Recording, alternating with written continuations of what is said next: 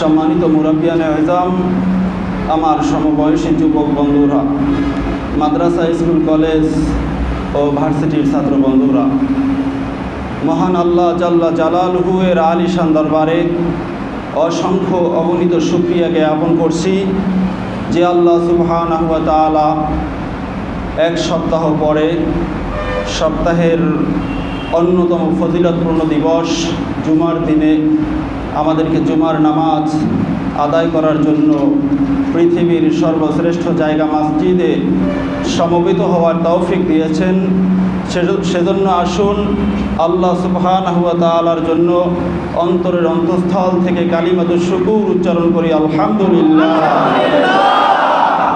আমাদের এই মসজিদ থেকে পবিত্র এই মুহূর্তে আল্লাহ সুবহানাহু ওয়া তাআলা তার পেয়ারা হাবিব সাল্লাল্লাহু আলাইহি ওয়াসাল্লামের রওজা আকদাসে অসংখ্য অগণিত দরুদ আর সালাম পৌঁছে দিন। আমরা সকলে পড়ি আমিন।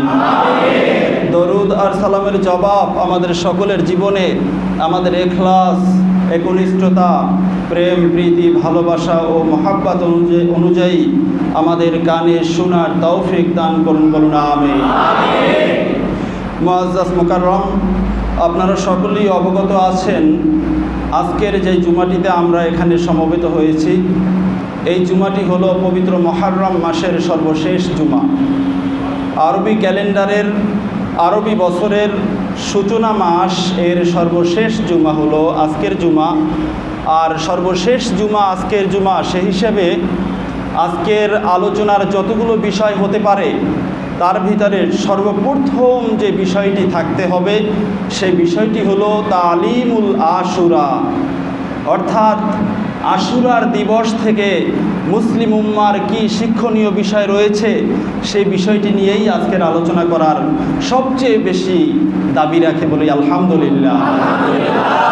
আজ থেকে ১৫০০ বছর আগে আশুরার দিবসে যেই ঘটনাটি ঘটেছিল সেই ঘটনাটি থেকে আমাদের কি শিক্ষা, এবং প্রায় ১৫০০ বছর আগের যে সময়গুলো সাইয়েদনা আদম আলাইহিসসালামকে সৃষ্টি করা থেকে শুরু করে গোটা পৃথিবীর এই জীবনে এই আশুরার দিবসে কোন কোন বিষয়গুলো আল্লাহ সুবহানাহু ওয়া তাআলা সংগঠিত করেছিলেন, আল্লাহ সুবহানাহু ওয়া তাআলা কোন কোন কার্যক্রমের আঞ্জাম দিয়েছিলেন, সেগুলো থেকে আমাদের কোনো কিছু শিক্ষণীয় বিষয় আছে কি না, এটা আমাদের কোরআন, সুন্নাহ এবং তারিখের কিতাব খতিয়ে দেখা উচিত, ঠিক কিনা বলেন ভাইয়েরা আমার?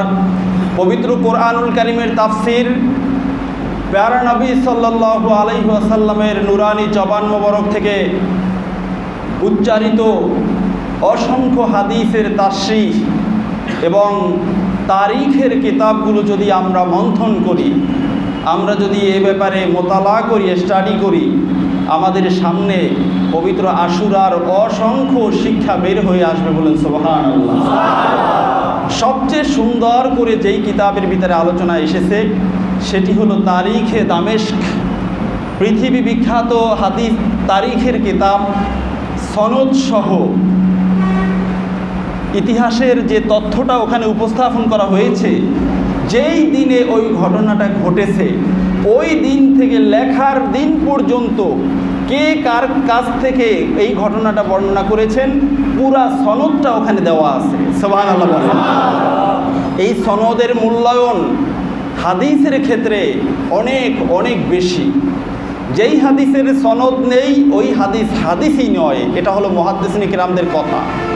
সুতরাং সনদ মানে হলো ধারাবাহিকতা, সনদ মানে হলো সিলসিলা, আমার থেকে অমুক, তার থেকে অমুক, তার থেকে অমুক, এভাবে করে করে ঘটনাটা আজকের পর্যন্ত এসেছে।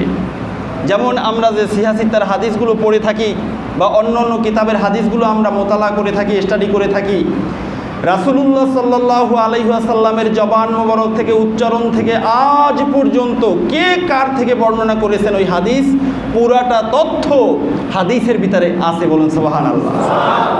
এই ১৫০০ বছরের পরিক্রমায় এই সনদের ভিতরে কোনো ভুল, এই সনদ ছুটে গেছে, এটা আজও হয় নাই। এর মানে হলো ইসলাম হলো এই জমিনের সর্বশ্রেষ্ঠ ধর্ম, সর্বশ্রেষ্ঠ দিন।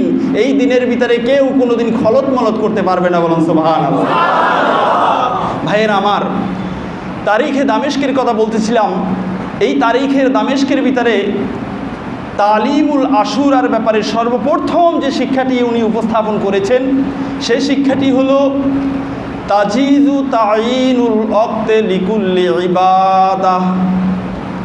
মানুষ এই জমিনে যেই ইবাদতগুলো করে থাকে, এই ইবাদতের ভিতরে কিছু ইবাদত আছে ফরজ, কিছু আছে ওয়াজিব, কিছু আছে সুন্নাতে মুআক্কাদা, আবার অনেক আছে নফল। ঠিক কিনা বলেন? ফরজ ওয়াজিব এই ইবাদতগুলোর সময় আমার আল্লাহর পক্ষ থেকে নির্ধারিত। সুন্নাতে মুআক্কাদা এটারও সময় আল্লাহর পক্ষ থেকে নির্ধারিত। কিন্তু নফল ইবাদত মানে শুধু নামাজ নয়, রোজা, ওমরা, এরপরে হলো বিভিন্ন সময়ে বিভিন্ন যে কোনো ধরনের নেক আমল বলেন না কেন, সব নেক আমলগুলো হলো ইবাদত। এই ইবাদতের জন্য, এই ইবাদত করার জন্য বছরের যে কোনো সময়ের, যে কোনো দিনের, যে কোনো মুহূর্তকে বান্দার এখতিয়ার আছে যে প্রত্যেক বছর নির্ধারিত সময় সে এই ইবাদতটা করবে। বলুন সুবহানাল্লাহ। আমি কি কথাটা বুঝাতে পারলাম? আপনার ফরজ, ওয়াজিব, সুন্নাতে মুআক্কাদা এগুলোর জন্য আপনার সময় বেঁধে দেওয়া হয়েছে, কিন্তু নফল ইবাদত আপনি যে কোনো সময় করতে পারেন। কিন্তু আবার এমন কোনো একটা নফল ইবাদতকে আপনি নির্ধারণ করতে পারেন যে আমি এই ইবাদতটা প্রত্যেক সপ্তাহের অথবা প্রত্যেক মাসের অথবা প্রত্যেক বছরের এই দিনে, এই তারিখে, এই সময় আমি আঞ্জাম দিব। এই ধরনের নির্ধারিত করা এটা জায়েজ। সুবহানাল্লাহ বলবেন না? এই কারণেই আমরা প্রত্যেক মাসের তৃতীয় জুমায় আমরা সালাতুত তাসবিহ এখানে আদায় করি, সম্মিলিতভাবে আমরা আদায় করি। যদিও যার নামাজ সে পড়ে, জামাতে নয়। ঠিক কিনা বলেন? এটা বৈধ, এটা নিয়ে কথা বলার কারো কোনো অধিকার নেই। যারা কথা বলবে তারা নফল ইবাদত চায় না বলে প্রমাণিত হবে। ঠিক কিনা বলেন? বলবেন হুজুর কিভাবে এই তালিম, এই শিক্ষা কিভাবে আশুরা থেকে পেলাম? হ্যাঁ, কোরআনে এর দলিল। সুবহানাল্লাহ বলবেন না? সারা জীবন কোরআন পড়লেন, তবে কোরআন পড়ছেন আপনি চশমা লাগিয়ে, ওই চশমা হলুদ, আপনি কোরআনকেও দেখছেন হলুদ আকারে। ঠিক কিনা বলেন? কোনো দলের, কোনো মতের চশমা লাগিয়ে যদি কেউ কোরআন সুন্নাহ পড়ে, আল্লাহর কসম সে যদি বাতিল ফিরকা হয়, ওই বাতিল ফিরকার দলিল কোরআন এবং হাদিসে সে খুঁজে পাবে। এ কারণে আকলে সালিম যেটাকে বলা হয়, নিরাপদ জ্ঞান যেটাকে বলা হয়, নিরেট জ্ঞান যেটাকে বলা হয়, কোনো চশমা ছাড়া আল্লাহ, আল্লাহর রসুলের সন্তুষ্টি পাওয়ার আশা নিয়ে কোরআন এবং সুন্নাহ পড়তে হবে। সুবহানাল্লাহ বলবেন না? যদি এটা হয় তাহলেই কোরআন সুন্নাহ থেকে পরকালে আপনার পজিশন বৃদ্ধির অনেক আমল আপনি পেয়ে যাবেন। সুবহানাল্লাহ। আল্লাহ সুবহানাহু ওয়া তাআলা সূরাতুত তাওবার 36 নম্বর আয়াতে কারিমার ভিতরে ইরশাদ করেছেন, ইন্না ইদ্দাতাশ শুহুরি ইনদাল্লাহি 12 শাহরান ফি কিতাবিল্লাহি ইয়াওমা খালাকাস সামাওয়াতি ওয়াল আরদ। আল্লাহ সুবহানাহু ওয়া তাআলা গোটা দুনিয়ার মানুষদেরকে জানিয়ে দিয়েছেন, ও আমার বান্দারা, আমি যেই দিন আকাশ সৃষ্টি করেছি, আল্লাহু আকবার, যেই দিন আমি আকাশ সৃষ্টি করেছি ওই দিন থেকে আমি জমিনের ভিতরে একটা ক্যালেন্ডার দিয়েছি, বছর হবে 12 মাসে। সুবহানাল্লাহ বলবেন না? কয় মাসে? কয় মাসে? ঘোষণাকার ইহুদিরা বছর গণনা করে কয় মাসে? এত আস্তে বললেন? 12 মাসে না? এটা বলতে ভয় লাগে? নাসারারা গণনা করে কয় মাসে? মুশরিকরা গণনা করে কয় মাসে? সুতরাং প্রমাণিত হয়ে গেল, তোমরা যদিও ইহুদি, যদিও নাসারা আর যদিও মুশরিক, 33 কোটি দেবতা মানতে পারো, আল্লাহকে আল্লাহ বলে স্বীকার করতে নাও পারো, কিন্তু ইচ্ছায় অনিচ্ছায় কান ধরে তোমাকে আল্লাহর একটা হুকুম কমপক্ষে মানতে হয়, সেটি হলো বছর হবে 12 মাসে। বলুন আল্লাহু আকবার। এটা কি উপেক্ষা করার কোনো সুযোগ আছে? কারো আছে? কেউ কি বলবে আমরা ইহুদি জাত সবচেয়ে বেশি শক্তিশালী, আমরা বছর গণনা করব 10 মাসে? পারবে? এটা জেলখানায় নাকি 8 মাসে না কয় মাসে বছর, নাকি 8 মাসে না 10 মাসে? কয় মাসে? 6 মাস, 9 মাস। এখানে হলো তাদের ওই সিস্টেম ভিন্ন, কিন্তু গোটা দুনিয়ায় যে সিস্টেম চলে বছর হবে 12 মাসে, বিধান হলো আমার আল্লাহর। তুমি যেই দলের যেই মতের হও না কেন, আল্লাহর এই বিধান মতো এসে তোমাকে তারিখ গণনা করতে হবে, ঠিক কিনা বলেন? আল্লাহ সুবহানাহু ওয়া তাআলা বছরের ভিতরে 12টি মাস দিয়েছেন। আল্লাহ সুবহানাহু ওয়া তাআলা বলেন মিনহা আরবাআতুন হুরুম, এই 12টি মাস আমি আল্লাহর কাছে সমান নয়, বরং এই 12 মাসের ভিতরে 4টি মাস আছে, যেই 4টি মাসের ফজিলত আর মর্যাদা আমি আল্লাহর কাছে অন্য 8 মাসের চেয়েও বেশি। বলুন সুবহানাল্লাহ। এই আলোচনাগুলো আমি প্রায় বছরই আপনাদেরকে শুনিয়ে থাকি, কিন্তু এবছর আমি শোনাতে পারি নাই আমার অ্যাবসেন্ট থাকার কারণে, গায়েব থাকার কারণে। আপনারা জানেন যে এই 12টি মাসের ভিতরে 4টি মাস, যুলকআদা, যুলহিজ্জা, মুহররম এবং রজব, এই 4টি মাস আল্লাহ সুবহানাহু ওয়া তাআলার কাছে সবচেয়ে বেশি ফজিলতপূর্ণ। সুবহানাল্লাহ বলবেন না? কেমন ফজিলতপূর্ণ? এই 4 মাসের ফজিলত আজ থেকে প্রায় 1500 বছর আগের সেই মুশরিকরাও জানতো। এ কারণে এই 4 মাসের ভিতরে তারা যুদ্ধ বিগ্রহ করতো না। সুবহানাল্লাহ বলবেন না? ওই ধরনের আইয়ামে জাহিলিয়াতের সময় তারাও এই 4 মাসকে অনেক মূল্যায়ন করত।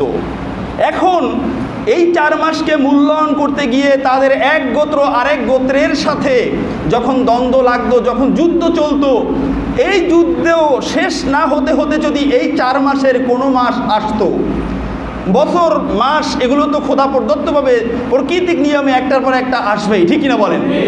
তখন ওই গোত্রের মুশরিকরা সিদ্ধান্ত নিত, হায় হায় আমাদের যুদ্ধ তো শেষ হলো না, আমাদের যুদ্ধ চলতেছে, ইতিমধ্যেই ওই 4 মাসের 1 মাস আমাদের কাছে এসে গেল।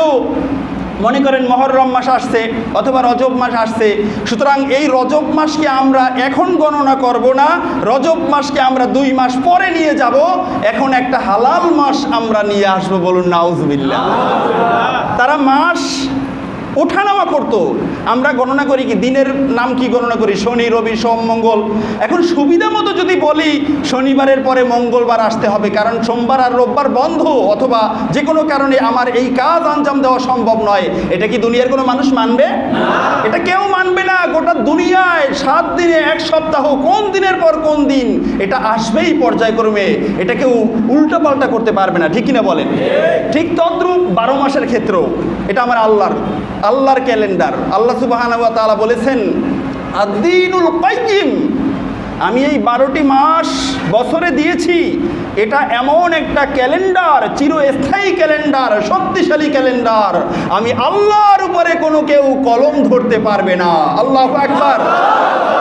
12টি মাসের ভিতরে 4টি মাসের সম্মান আমার আল্লাহ সুবহানাহু ওয়া তাআলা বেশি বেশি বলে বর্ণনা করেছেন, কিন্তু এই 4টি মাসের ভিতরে আবার একটি মাস আছে, যেই একটি মাসের সম্মান হলো বাকি 3 মাসের চেয়ে বেশি। বলুন সুবহানাল্লাহ। যুলকআদা, যুলহিজ্জা, রজব, আরেকটি মাস হলো মুহররম। যুলকআদা, যুলহিজ্জা এবং রজবের চেয়ে আমার আল্লাহর কাছে মুহররমের দাম বেশি। সুবহানাল্লাহ বলেন। মুহররম মানে 10 তারিখ নয়, একটা মাস, 29 দিন অথবা 30 দিনের একটি মাসের দাম আমার আল্লাহর কাছে অনেক বেশি। আবার এই একটি মাসের ভিতরে একটি তারিখের দাম আমার আল্লাহর কাছে অনেক বেশি, আর সেই তারিখটা হলো 10 তারিখ। সুবহানাল্লাহ বলবেন না? তার কারণ হলো, এই ফজিলত বেশি হওয়ার কারণ হলো আমার আল্লাহ সুবহানাহু ওয়া তাআলা এই 10 তারিখে, মুহররমের 10 তারিখে পৃথিবীর সূচনা লগ্ন থেকে ক্ষণে ক্ষণে, বছরে বছরে, শতাব্দীতে অনেক অনেক গুরুত্বপূর্ণ কাজের আঞ্জাম দিয়েছেন। সুবহানাল্লাহ বলেন। অনেক কাজ আল্লাহ তাআলা এই 10 তারিখে আল্লাহ তাআলা করেছেন। যেমন 2000 নবীকে নবুয়তি দিয়েছেন এই দিনে। সুবহানাল্লাহ বলেন। এই দিনে আল্লাহ সুবহানাহু ওয়া তাআলা সাইয়্যিদিনা আদম আলাইহিস সালামের তওবা কবুল করেছেন। এই দিনে হাওয়া আর আদম আলাইহিস সালামের সাক্ষাৎ হয়েছে। এই দিনে নূহ আলাইহিস সালামের বন্যা থেমে গিয়েছিল। এই দিনে সাইয়্যিদিনা ইউনূস আলাইহিস সালাম মাছের পেট থেকে আবার দুনিয়ার আলো বাতাস দেখেছিলেন। এভাবে করে করে করে করে পৃথিবীর অসংখ্য অলৌকিক ঘটনা আমার আল্লাহ সুবহানাহু ওয়া তাআলা মুহররমের 10 তারিখে সংগঠিত করে দেখিয়ে দিয়েছেন যে দুনিয়ার মানুষেরা, যদিও আমার কোরআনের ঘোষণা বছরে 12টি মাস আমি আল্লাহ দিয়েছি, এই বছরে 12টি মাসের ভিতরে মোট 4টি মাসকে আমি বেশি সম্মান দিয়েছি, এই 4 মাসের ভিতরে আবার একটি মাসকে বেশি সম্মান দিয়েছি, এই একটি মাসের ভিতরে আবার একটি তারিখ মুহররমের 10 তারিখকে আমি বেশি সম্মান দিয়েছি। এর মানে হলো গোটা বছরের ভিতরে এই দিনের সম্মান আমি আল্লাহর কাছে বেশি। বলুন সুবহানাল্লাহ। আর এই কারণে নবী পরিবারের বিশাল একটা সংখ্যক মানুষকে আল্লাহর দিদারে এই আশুরার দিনে নিয়ে গেছেন। আল্লাহু আকবার। এই কারণেই যেই ঘটনাটা ঘটেছিল কারবালার দিবসে, কারবালার প্রান্তরে, ঠিক কিনা বলেন? আজ থেকে 1500 বছর আগে প্রায় প্যারা নবী সাল্লাল্লাহু আলাইহি ওয়াসাল্লামের গোটা ফ্যামিলি ইমাম হুসাইন রাদিয়াল্লাহু তাআলা আনহুর নেতৃত্বে সেই কারবালা প্রান্তরে গিয়েছিলেন। আমরা আমাদের চামড়ার চোখ দিয়ে দেখি তারা ওখানে গিয়ে শাহাদাত বরণ করেছেন, নিজেদের বুকের তাজা রক্ত দিয়েছেন ইসলাম টিকানোর জন্য। হুসাইন রাদিয়াল্লাহু তাআলা আনহুর নানার এই রক্ত জরা দিনকে এই জমিনে টিকিয়ে রাখার জন্য। কিন্তু আসলে বাস্তবতা হলো ওই নবী পরিবারের প্রত্যেকজন ব্যক্তি আমার আল্লাহর সাক্ষাতে চলে গেছেন। নবী পরিবারের প্রত্যেক ব্যক্তি আমার নূর নবীজির কাছে চলে গেছেন, মানে হলো তারা সকলে জান্নাতের মেহমান হয়ে গেছে। বলুন সুবহানাল্লাহ। আরেকটা আমি আপনাদেরকে এখান থেকে উদাহরণ দেই।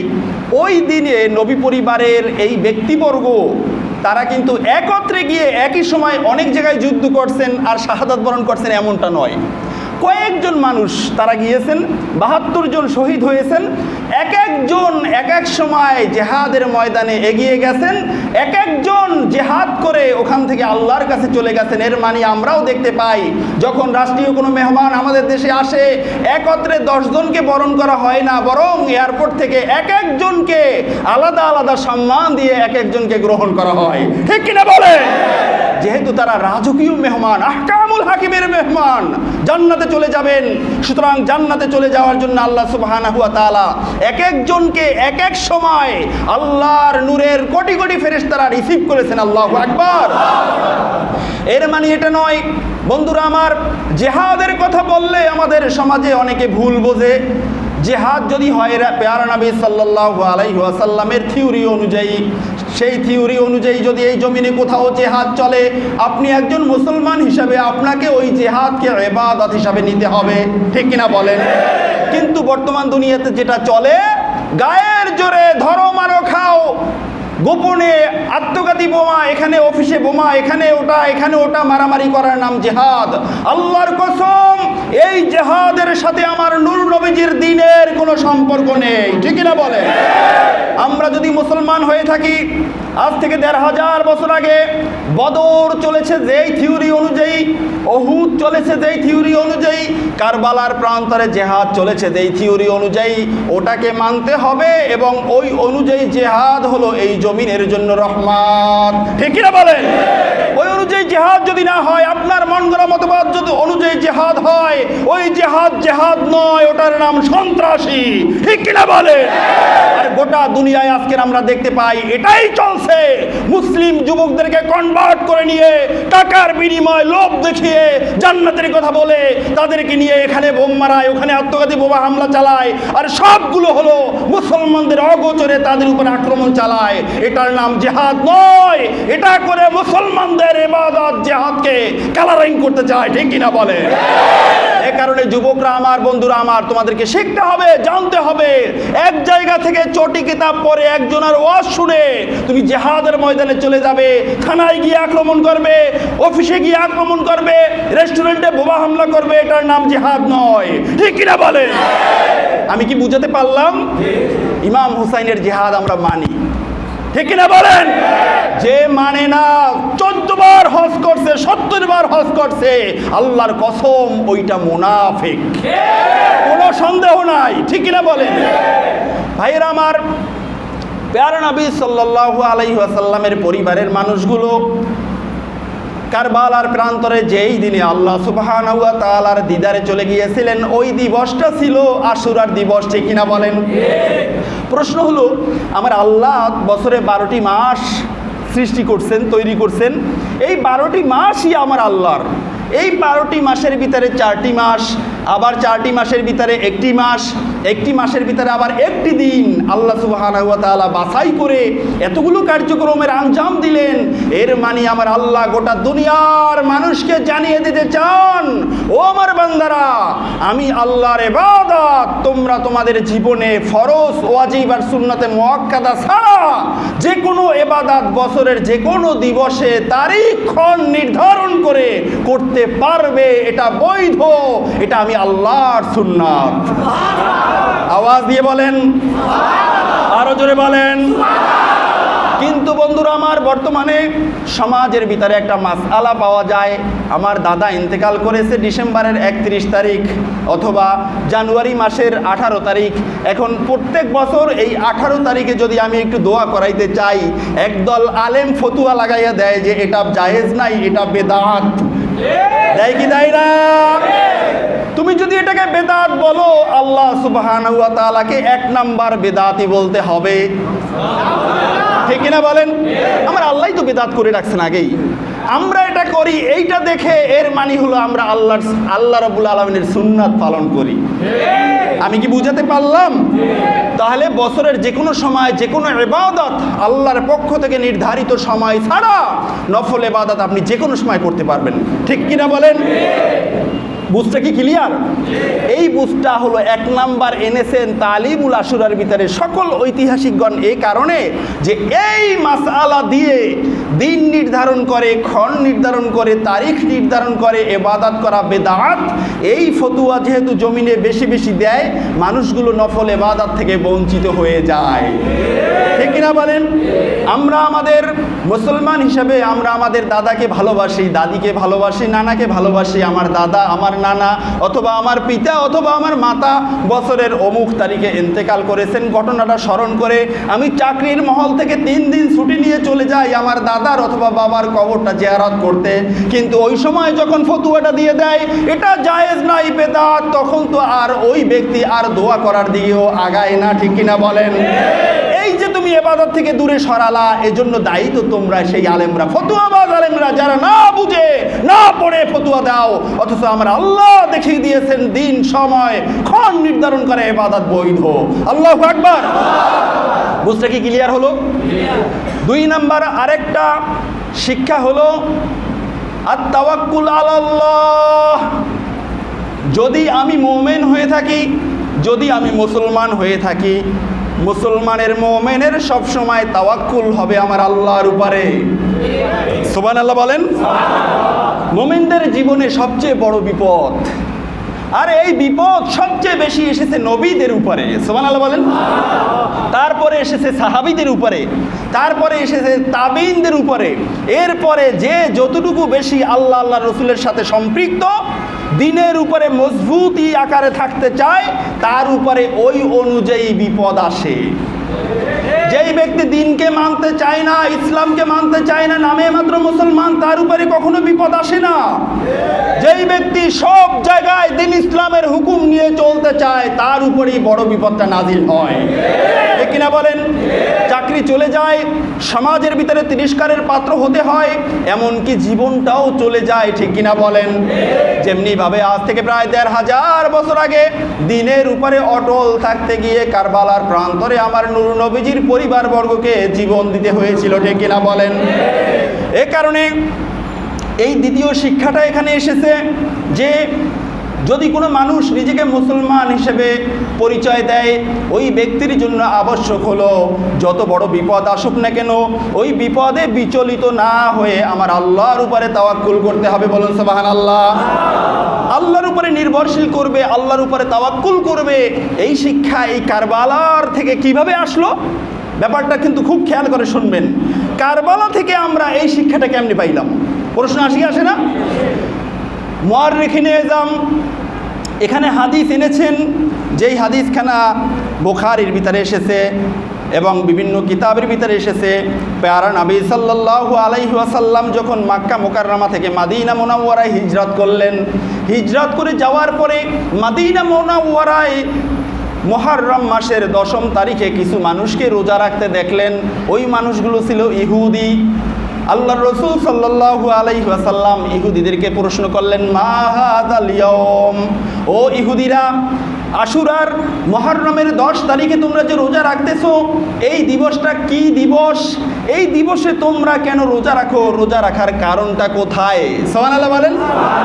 ইহুদিরা জবাব দিল, ইয়া রাসূলুল্লাহ, ইয়া হাবিবাল্লাহ, হাযা ইয়াউমুন আযীম, এই দিবসটা তো আমরা ইহুদিদের কাছে একটা বড় ফজিলতপূর্ণ দিবস। সুবহানাল্লাহ বলেন। তার কারণ হলো, আনজাল্লাহু ফীহি মূসা, আমাদের নবী মূসাকে আমার আল্লাহ রাব্বুল আলামিন এই দিবসে ফেরাউনের কবল থেকে সাগরের ভিতরে বাঁচিয়ে দিয়েছিলেন। আরো জোরে আওয়াজ দেন। এর বিপরীতে অগররকা ফিরআউনা ওয়া কওমা, মূসা আলাইহিস সালাতু ওয়াস সালামের বিপরীত শক্তি, খোদাদ্রোহী শক্তি, সেই ফেরাউন এবং তার দলকে এই দিবসে সাগরে ডুবিয়ে মেরেছিলেন। সুবহানাল্লাহ। সুতরাং আমরা যেই দিন মূসা আলাইহিস সালামের দিনকে বিশ্বাস করি, মূসা আলাইহিস সালামের দিনকে বিশ্বাস করি, জীবনের চেয়ে বেশি পছন্দ করি, এই দিনকে, আমাদের নবীকে আল্লাহ এই দিনে হেফাজত করেছিলেন।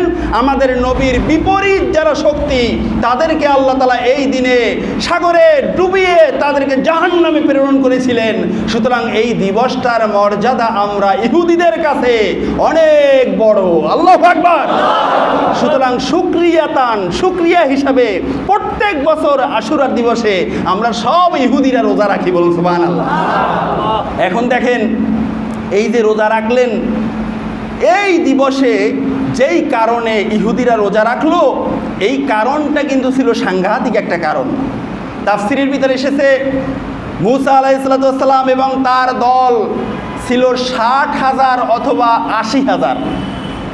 বিপরীতে ফেরাউনের দলটা ছিল 6 লক্ষ।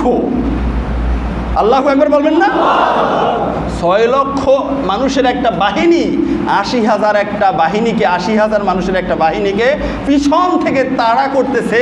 ডানে বামে যাওয়ার জায়গা নেই, সামনে শুধু জায়গা, আর সামনে হলো দরিয়া, নদী। কই যাবে? সব মানুষগুলো মূসা আলাইহিস সালামকে ধরলো। ও মূসা, আমরা তো যা ছিলাম ভালোই ছিলাম, ঘরে বসেছিলাম, তুমি আমাদেরকে আনছো, ডানে বামে পিছনে হলো শত্রু, আমাদের জীবন তারা বধ করে দিবে, আর সামনে হলো নদী। এই মুহূর্তে তুমি দেখো কি করবা, অন্যথায় তোমার উপায় নাই। নাউযুবিল্লাহ বলবেন না? মূসা আলাইহিস সালামের ক্ষমতা, তাওয়াক্কুল কার কাছে? মূসা আলাইহিস সালামকে আল্লাহ রাব্বুল আলামিন সাথে সাথে কল করলেন, ওহী পাঠালেন, ও মূসা, তুমি যেহেতু আমি আল্লাহর উপরে তাওয়াক্কুল করে বের হয়েছো, আমি আল্লাহর দিনকে এই জমিনে প্রচার করার জন্য বের হয়েছো, সুতরাং তুমি চিন্তিত হবে না, তুমি কষ্ট পাবে না। তোমার হাতের লাঠি দিয়ে তুমি এই দরিয়ার ভিতরে আঘাত করো, আঘাত করার সাথে সাথে আমার আল্লাহ সুবহানাহু ওয়া তাআলা ওখান থেকে বিশাল একটি পথ তৈরি করে দিলেন। বলুন সুবহানাল্লাহ। তাফসিরে মাযহারিতে এসেছে, যখন আঘাত করতে বললেন আল্লাহ, আঘাত করার সাথে সাথে বিশাল একটা চওড়া সড়ক হয়ে গেল, যেই সড়ক থেকে 60,000 অথবা 80,000 মানুষ একবারে ওপারে চলে যেতে পারবে। সুবহানাল্লাহ বলেন। কিন্তু আপনারা জানেন, আমি অনেকবার আপনাদেরকে বলেছি, আদম আলাইহিস সালাম থেকে শুরু করে আজ পর্যন্ত এই জমিনে তেড়া মানুষ, ঘাড় মটকানো মানুষ, সবচেয়ে বেয়াদব থাকলে তারা ছিল মূসা আলাইহিস সালামের উম্মত, মানে বর্তমান সমাজের ইহুদি জাত। ঠিক না বলেন? গোটা দুনিয়ায় ইহুদি বর্তমানে কয়েকটা মাত্র। দেখেন বর্তমানেও কি প্যাচ লাগাইয়া রাখছে, আছে কি নাই? এই ইহুদিরা ওই সময় এমন করত। এখন ওখানে গিয়ে পুরা ব্রেক মারছে, কড়া ব্রেক, সামনে এক কদম হাঁটবে না। মূসা আলাইহিস সালামকে বলতেছে, ও মূসা, আমরা এই 60,000 80,000-এর ভিতরে আমরা রয়েছি, মোট 12টা কওমের মানুষ, আমরা এক পথে চলবো, এটা হতে পারে না। তুমি তোমার আল্লাহর কাছে বলো, সে যেন আমাদের জন্য 12টি রাস্তা করে দেয়। মানুষ বিপদের সময়, আপনি বিপদ রাত 1টা বাজে আপনি সায়েদাবাদ থেকে গাজীপুরে আসবেন, একটা গাড়ি বলছে সিট নাই, রড ধরে যেতে হবে, আপনি কি গাড়িতে উঠবেন না উঠবেন না? বলেন উঠবেন না উঠবেন না? নাকি বলবেন আমাকে সামনের সিট দিতে হবে, ভালো সিট দিতে হবে, অন্যথায় আমি যাব না? এটা কি বলবেন রাত 1টায়? কখনো কেউ বলবে না। দেখেন সামনে পিছনে বিপদ, ডানে বিপদ, বামে বিপদ, এই অবস্থায়ও তারা বলতেছে আমরা যাব না, আমাদের জন্য 12টি পথ করতে হবে। আল্লাহু আকবার। আমার আল্লাহ 12টি পথ করতে পারেন কি পারেন না? আমার আল্লাহ সুবহানাহু ওয়া তাআলা মুসা আলাইহিস সালামকে বললেন, ও মুসা তুমি আবার আরেকটা আঘাত করো। আরেকটা আঘাত করার সাথে সাথে ওই নদীর ভিতরে মোট 12টি পথ হয়ে গেছে। বলুন সুবহানাল্লাহ। আল্লাহ সুবহানাহু ওয়া তাআলা 12টি পথ করে দেওয়ার পর মুসা নবী বলতেছেন, ও আমার কওমের মানুষেরা এবারে নামো, চলো। সবাই নামছে। নেমে কিছু দূর হাঁটার পরে বলতেছে, যে মুসা আমরা তোমার সাথে আছি মাত্র একটা কওমের মানুষ, বাকি 11টি কওমের মানুষ 11টি পথে বের হয়েছে, তারা কি আছে না মরছে তা তো আমরা জানি না। সুতরাং এই মুহূর্তে আমাদের চোখে দেখতে হবে তারাও আমাদের সাথে নদী পার হয়ে আমাদের সাথে যাচ্ছে, এই ব্যবস্থা তুমি করে দাও, না হলে আমরা এখান থেকে যাব না। বলতেছে কোথায় বসে? নদীর মাঝে, 2 পাশে পানির দেয়াল। মুসা নবী কি করবেন? ঘাটতারা উম্মত, কথা তো শুনতে হয়, ঠিক কিনা বলেন? এখন মুসা নবী আল্লাহর কাছে বললেন, আল্লাহ এ কি বলে? এই নতুন নতুন থিওরি, এগুলো তো মানুষের মাথায় আসার কথা না, ঠিক কিনা বলেন?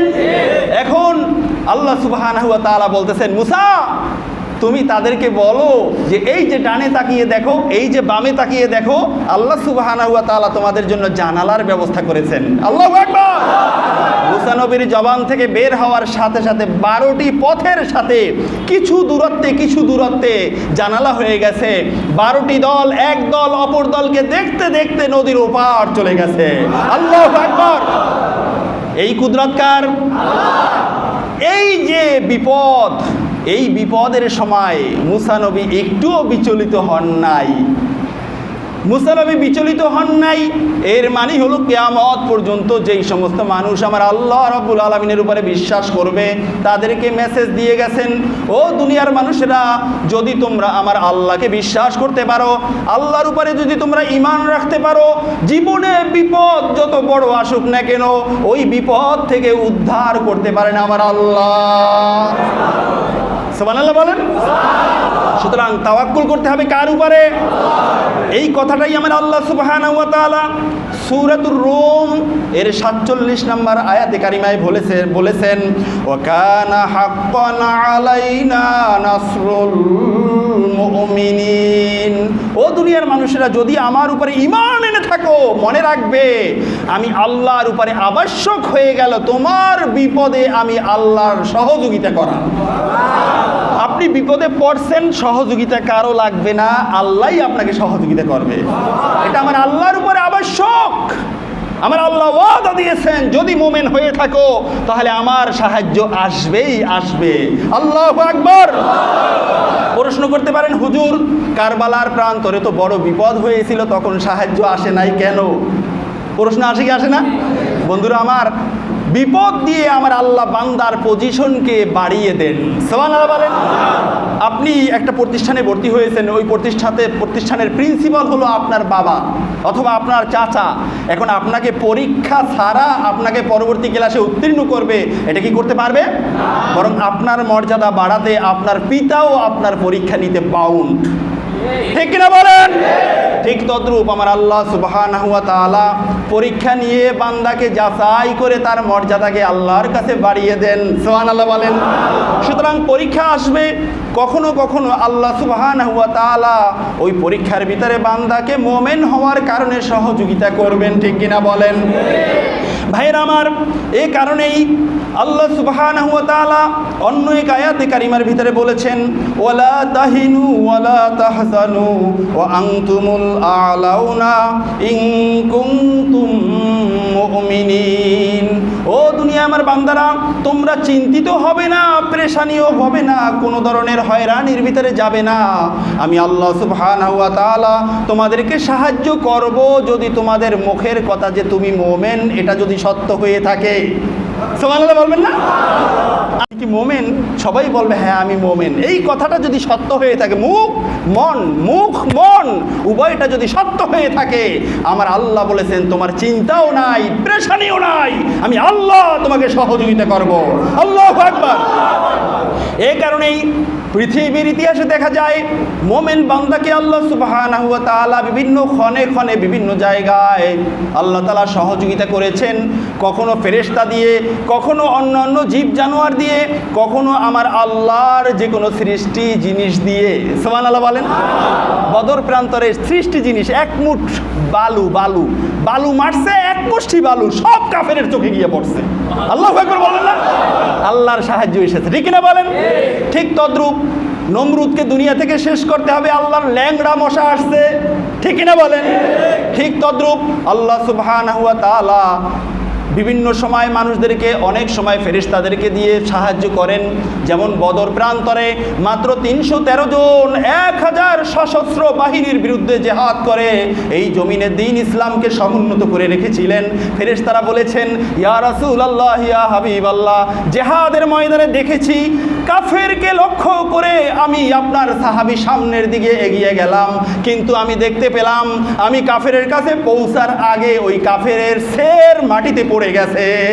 আল্লাহু আকবার। কেন? আল্লাহর ফেরেশতারা এসেছিল। সুবহানাল্লাহ বলবেন না? তাফসীরের ভিতরে এসেছে বদর প্রান্তরে যেই ফেরেশতাদেরকে আল্লাহ তাআলা দিয়ে সাহায্য করেছেন 3000, অপর বর্ণনায় কোরআনের বর্ণনা 5000, ওই 5000 ফেরেশতাকে সশস্ত্র বাহিনী হিসাবে আল্লাহ মওজুদ রেখেছেন। এখনো তারা যুদ্ধের সাজে সজ্জিত, তারা নামবে এই জমিনে সাইয়েদনা ইমাম মাহদী আলাইহিস সালাতু ওয়াস সালামের সময়। ওই সময় যারা জিহাদ করবে গোটা দুনিয়াবাসীর সাথে, ওই সময় ওই ফেরেশতারা এসে ওই মুমিনদেরকে সহযোগিতা করবে। বলুন সুবহানাল্লাহ। ওই জিহাদ করে কামিয়াব হয়ে যখন সামনের দিকে অগ্রসর হবে, যাদের হায়াত আল্লাহ বাড়িয়ে দিবেন তারা পেয়ে যাবেন সাইয়েদনা ঈসা আলাইহিস সালাতু ওয়াস সালামের জামানা। হাদিসের ভিতরে এসেছে ঈসা নবীর সাথী যারা থাকবেন তাদের সাথে আমার আল্লাহর নূরের ফেরেশতারা জমিনে এসে সালাম দিবেন এবং মুসাহাফা করবেন। সালাম দিবেন, মুসাহাফা করবেন। সুবহানাল্লাহ বলবেন না? এই কারণেই কোনো এক কবি সুন্দর করে বলেছেন, মুমিনের পক্ষে ইমানি শক্তি, মুমিনের পক্ষে ইমানি শক্তি, ফেরেশতা সহকারী সৈন্য, নির্দেশ মানে তার অবনত মস্তকে, নির্দেশ মানে তার অবনত মস্তকে, হিংস্র জানোয়ার বন্য। আল্লাহু আকবার। হিংস্র জানোয়ার বাঘ এসে আল্লাহ রসুলের সাহাবীকে বলছেন, তুমি আমার পিঠে ওঠো, আমি তোমাকে জঙ্গলে পথ চেনো না, আমি তোমাকে লোকালিটিতে দিয়ে আসি। সুবহানাল্লাহ বলবেন না? আল্লাহর বান্দা ঘুমিয়ে আছে, ঘুমিয়ে থাকার পরে বিষাক্ত সাপ এসে ফনা তুলে রৌদ্রের থেকে তাকে ছায়া প্রদান করতেছে। হিংস্র জানোয়ার বন্য, নির্দেশ মানে মুসলমানের, ঠিক না বলেন? আর বক্ষে হলো আল্লাহর শক্তি, সাথে আছে নূরের ফেরেশতা। সুবহানাল্লাহ বলেন। এর কারণ কোথায়? तौहीद की अमाना सीनों में है हमारा, आशा नहीं मिटाना नम ओ निशा हमारा। আল্লামা ইকবাল গোটা দুনিয়ার মানুষকে জানিয়ে দিলেন, ও দুনিয়ার মানুষেরা, তোমরা হতে পারো মারণাস্ত্রে সবচেয়ে অগ্রাধিকার, সবচেয়ে বেশি সম্পদওয়ালা। মনে রাখবে, মুসলমানের ভিতরে যেই অস্ত্র আছে ওই অস্ত্র তোমাদের নাই। মুসলমানের ভিতরে যে অস্ত্র আছে সেই অস্ত্র হলো তাওহীদের অস্ত্র। আল্লাহু আকবার। তাওহীদ কি আমানা সিনু মে হায় হামারা। আমাদের অন্তরে আছে আল্লাহর তাওহীদের আমানত। যতদিন এই আমানত আমরা বজায় রাখতে পারবো, দুনিয়ার কোনো পরাশক্তি আমাদেরকে মিটিয়ে দিতে পারবে না। এ কারণে খুব সুন্দর করে অন্যত্র এসেছে, মোকাবেলা করিবে যে এই কলেমার, মোকাবেলা করিবে যে এই কলেমার, ধুলায় মিটিয়া যাবে চিহ্ন তাহার। ঠিক কিনা বলে?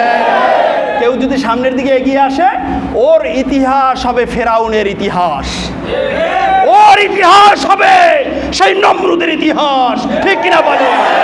আমার আল্লাহর ঘোষণা। এই কথার সাথে কোরআনের আয়াত আছে, ইউরিদুনা লিইউতফিউ নূরাল্লাহি বিআফওয়াহিহিম আল্লাহু মুতিম্মু নূরিহি ওয়ালাউ কারিহাল মুশরিকুন। আল্লাহু আকবার। আমার আল্লাহ নবীজিকে বলছেন, ও আমার হাবিব, এই যে কাফেরদেরকে দেখেন, এই কাফেররা, এই মুশরিকরা, তারা চায় আপনি যে দ্বীনের দাওয়াত দিচ্ছেন, এই দ্বীনের দাওয়াতকে, এই দ্বীনের আলোকে মুখের ফুৎকার দিয়ে নিভিয়ে দিবে।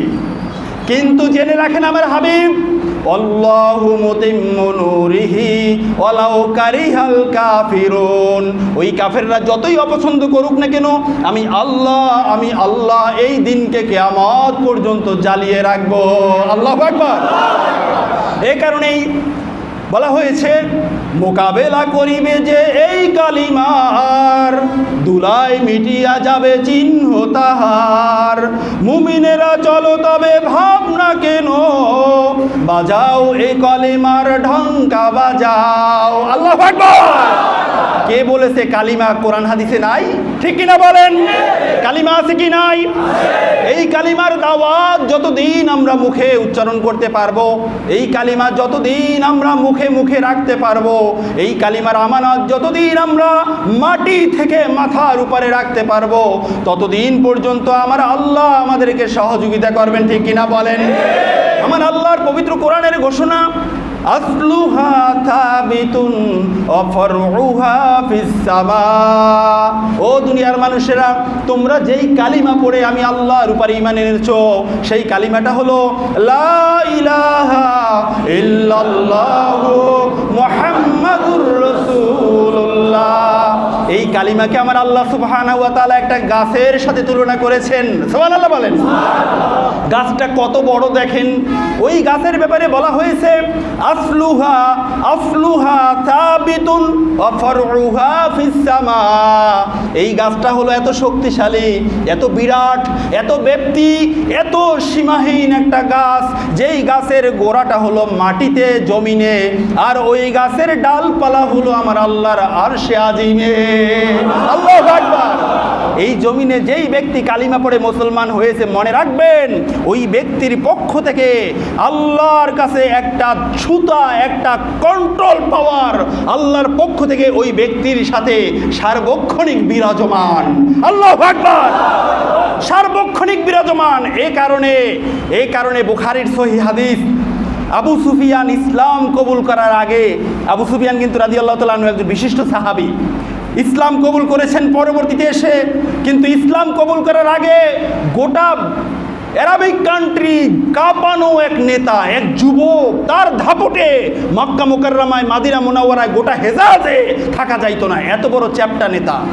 এই নেতা যখন ওই পৃথিবীর ওই সময়ের সুপার পাওয়ার বাদশাহ হিরাকেল, তার কাছে যখন গিয়েছিল, তখন আবু সুফিয়ানকে ডেকে বাদশাহ হিরাকেল জিজ্ঞাসা করতেছে, আবু সুফিয়ান, তুমি তো এসেছো সেই ব্যক্তির কাছ থেকে যেই ব্যক্তি নিজেকে নবী বলে দাবি করে, তুমি আমাকে একটু বলো তো, হাল ইয়ারতাদ্দু আহাদুম মিনহুম সুখতাতান লিদীনিহি।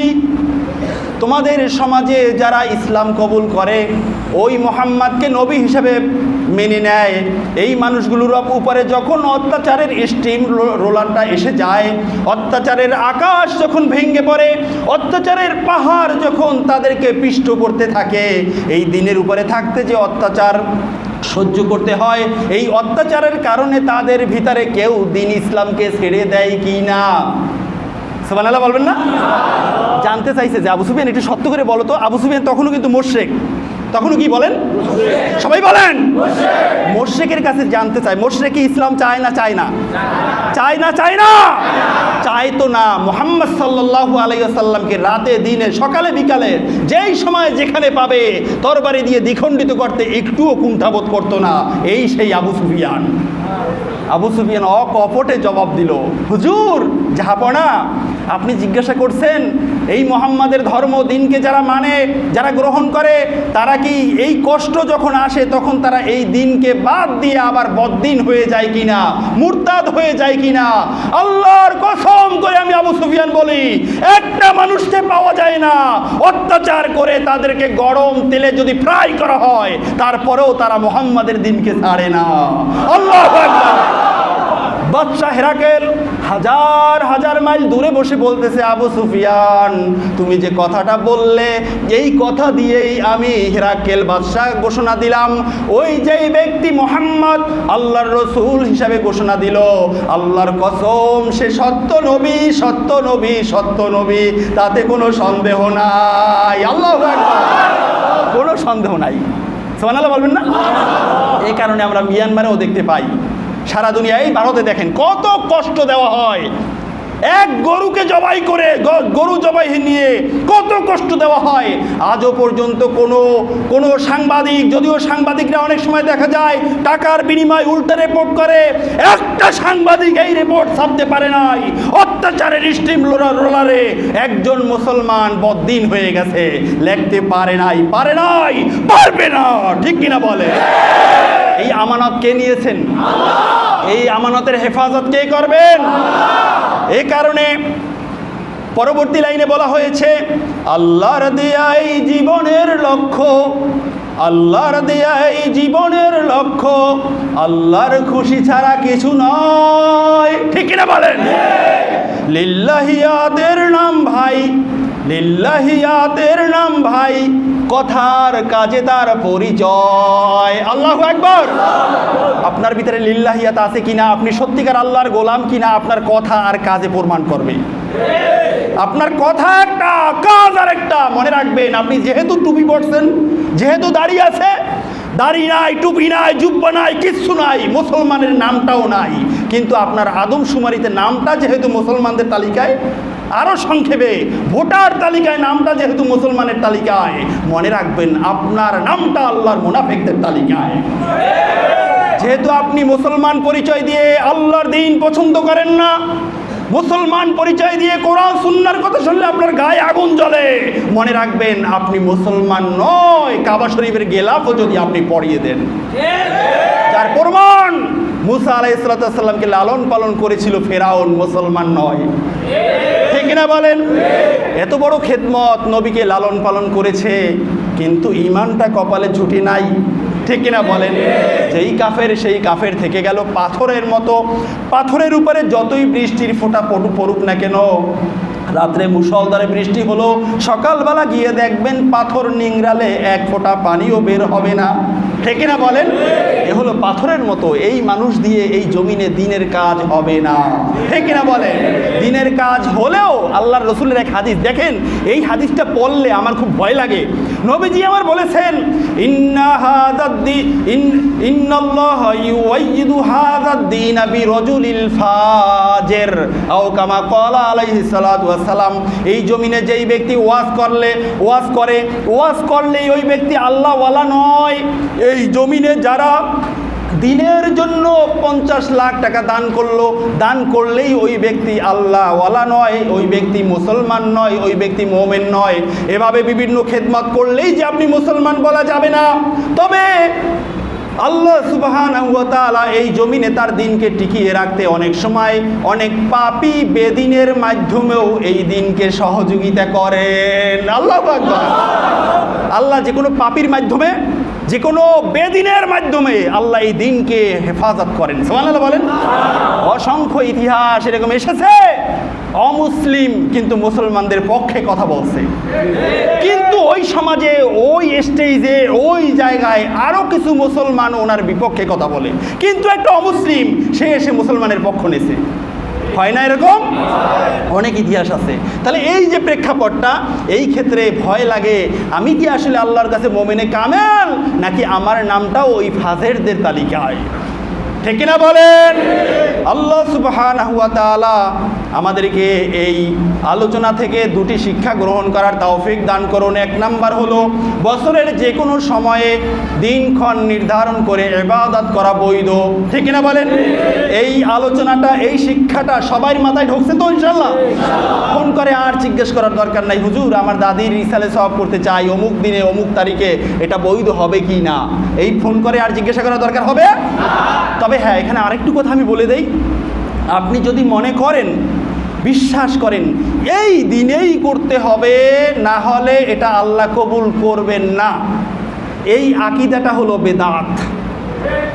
এই আকীদাটা হলো বেদাত। এই আকীদায় যদি ওই দিনে করেন সেটা আমার আল্লাহ কবুল করবেন না। আপনার মনের চাহিদা, মনের আশা, এই দিনে যেহেতু আমার দাদি ইন্তেকাল করছেন সুতরাং এই দিনেই করাই, অন্য দিনে করলেও হয়, তারপরে এই দিনে করাই, যেহেতু আমার ছুটিও আছে 3 দিন, আমার সুযোগটাও আছে, আলেমদেরও তো ওই দিনে দাওয়াত নাই, ওনাদেরকে দাওয়াত দেই, কোনো সমস্যা নেই। কিন্তু আপনার মন থাকতে হবে ফ্রেশ, এই দিনেই না হলে হবে না, এই আকীদা পোষণ করা যাবে না, ঠিক না বলেন? এখন এটা ভেঙ্গে না বলে এক কথায় বেদাত বলে চালিয়ে দিয়ে এই জমিন থেকে অসংখ্য মানুষকে এবাদত, নফল এবাদত থেকে মাহরুম করে, ঠিক না বলেন? 2 নাম্বার যেটা পাইলাম সেটা হলো দিনে রাতে, সকালে বিকালে, জীবনের সূচনা লগ্নে, শেষে, যুবককালে, বুড়াকালে, সব সময়ে আমরা তাওয়াক্কুল করব কার উপরে? আমার আল্লাহর রাসূল বলেছেন, মুসলিম শরীফের হাদিস, কাল হাসর ময়দানে 70,000 আমার উম্মত বিনা হিসাবের পাল্লাই আনা হবে না, বিনা হিসাবে তাদেরকে জান্নাতের ভিতরে ঢুকিয়ে দেওয়া হবে। সাহাবীরা জিজ্ঞাসা করলেন, ইয়া রাসূলুল্লাহ, ইয়া হাবিবাল্লাহ, ওই সাহাবীদের কোয়ালিটিটা কি? নবীজি আমার একটা কোয়ালিটি বললেন, ইন্নাহুম ইয়াতাওয়াক্কালুনা আলাল্লাহ।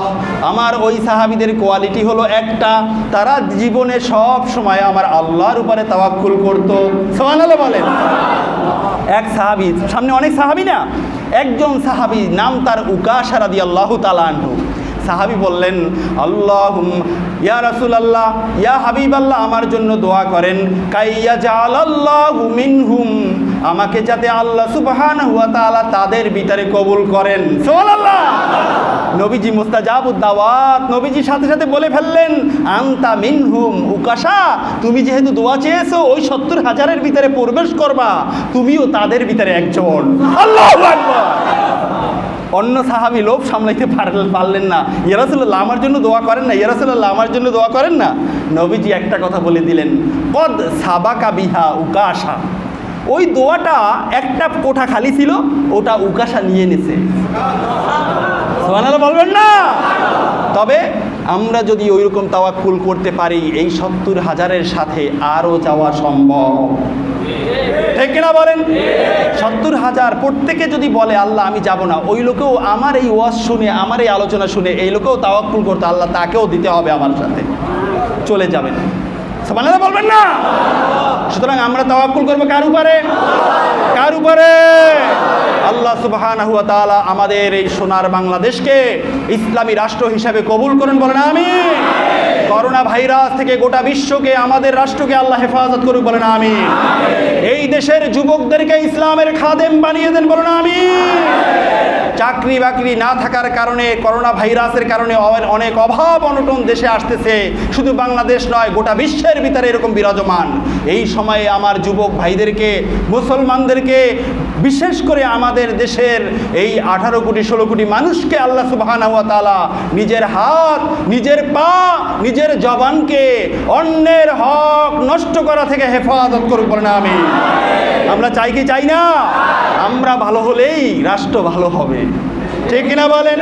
যেহেতু অনেক যুবক বন্ধুরা, আমি এই কারণে অনেক কথা বলি, যুবক বন্ধুরা আমার, জীবন আমার একটা, এই জীবন আমার আল্লাহর জন্য তৈরি করতে হবে, যেখানে মরণ সেখানেই কবুল করব, আমি আল্লাহর মেহমান হয়ে চলে যাব। তারপরেও আমার হাত পা নাক কান মুখ দিয়ে একজন মানুষের ক্ষতি করব না, রাষ্ট্রের ক্ষতি করব না, কারো কোনো অপকার হয় এমন কোনো আচরণ আমি করব না, ঠিক কিনা বলেন? আল্লাহ কবুল করে নেন, বলেন আমিন। ওয়াজ তো শোনেন অনেক, আমলে নাই, আমলে নাই, ঠিক কিনা বলেন? এইটার নাম, এইটা কিন্তু কাফেরদের আখলাকের সাথে মিলে যায়। মনে রাখবেন, যেটুক শুনবেন 100% না পারেন, কিছু না কিছু হলেও সংযত হতেই হবে। যদি আপনি মোমেন হয়ে থাকেন, পুরাটাই হতে হবে, পুরাটা বললে তো পারবেন না, কিছু না কিছু হলেও সংযত হতেই হবে। যদি না হন, আপনার আখলাক আর নূর নবীজির জবানে কোরআন হাদিসের ওয়াজ শুনছে আবু জাহেলের আখলাক, এই দুইয়ের ভিতরে ডিফারেন্স অতটা বেশি খুঁজে পাওয়া যাবে না, ঠিক কিনা বলে? এজন্য বড় সতর্কতার সাথে আমরা দিন অতিবাহিত করব, আমাদের জীবন আমরা ধারণ করব। আল্লাহ সুবহানাহু ওয়া তাআলা আমাদেরকে তৌফিক দান করুন, বলেন আমিন। সুবহানাকাল্লাহুম্মা বিহামদিকা আশহাদু আল্লা ইলাহা ইল্লা আনতা।